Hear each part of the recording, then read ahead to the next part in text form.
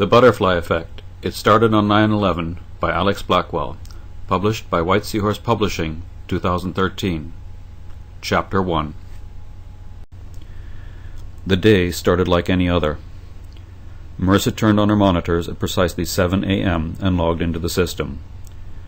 There appeared to have been an unusual amount of chatter collected by her eavesdropping computer systems that morning. Something was clearly amiss. Marissa set to work to determine its particulars. Once she had that, she could map out what her next step should be and who she would need to bring in on this. After about an hour, she had worked out that there was clearly something afoot. It had to do with airport security. Feeling that there might be an attack on one of the region's major airports, Marissa initiated a security warning that went out to the authorities via the FBI. She continued delving deeper into her data collected overnight. There was so much of it, in addition to the other usual chatter feeds, that she was following, that she knew she would be at her desk until late that evening, perhaps even right through the night. Marissa took a moment to send an email off to her cousin Sandy, cancelling the dinner they had planned. She also sent one to her husband Jason, telling him not to call her at the apartment that evening. She would in all likelihood not be going home. The only saving grace was that she had a very comfortable cot next door, where she could grab a few minutes to refresh herself, that is, if and when she might need it. At 8:45, Marissa got up, rubbing her eyes, and went over to the coffee maker, which had been kept busier than usual that morning already. Just as she reached out for the pot, there was a terrible explosion somewhere below her in the building. Everything shook, just like during the earthquake she had witnessed in San Francisco 2 years earlier.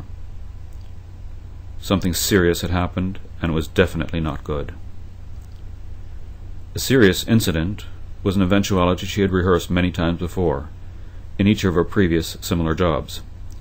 It was possible there might have been a breach of security, that the terrorists she was constantly trying to find had, in fact, found the nerve center of the clandestine American Institute for Material Matters, AIMM, and that they were about to attack. She knew what she had to do. Initiate and supervise the wipeout protocol she herself had written. At the same time, she would have to shred all the paperwork that there might be. All would not be lost, as she still had her backup in the mineshaft in Pennsylvania, a duplicate computer system. Once the system here was wiped, she would proceed downstairs as if nothing had happened and go to her apartment. Someone from the agency would contact her in due course. The power went down. The backup generators kicked in, but they kicked in a moment too late. This caused the massive Cray computers to commence automatic shutdown. They all had standby batteries, which were just enough to enable the computers to turn themselves off without loss of data. With only the generators running, Marissa and her technicians rebooted the data servers. It took an agonizing 15 minutes waiting for the computers to come back to life. There was another massive explosion. Her building did not shake as badly, but it was still very terrifying.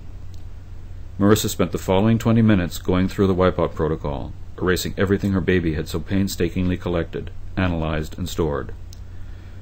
The backup tapes were brought out to her by the head technician. He was as white as a sheet and said nothing. He stood there waiting for instructions.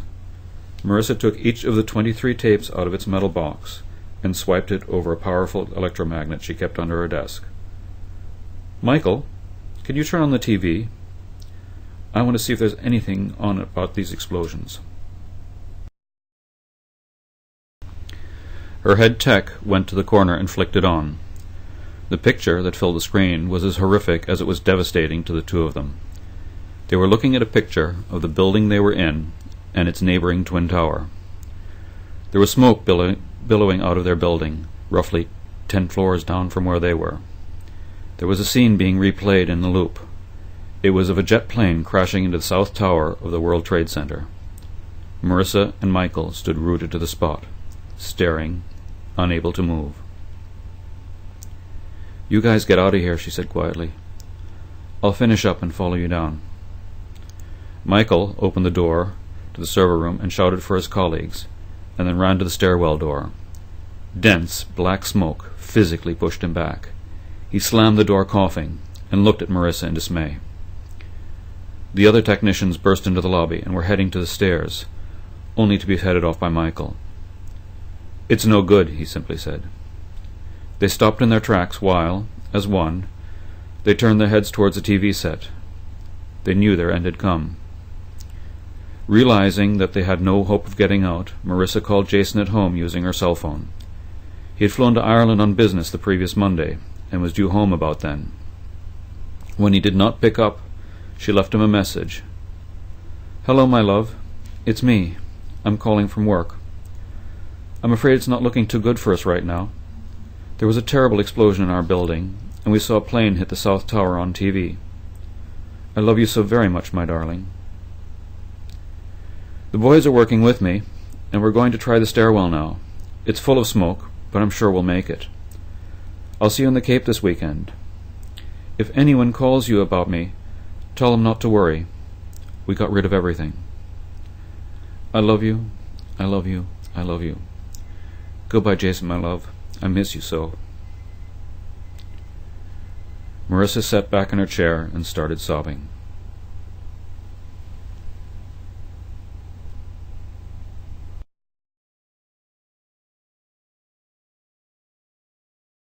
If something as subtle as the flutter of a butterfly's wing can ultimately cause a typhoon halfway around the world, what might follow from devastation like that of 9/11? Jason Geraghty lost his beloved wife on 9/11.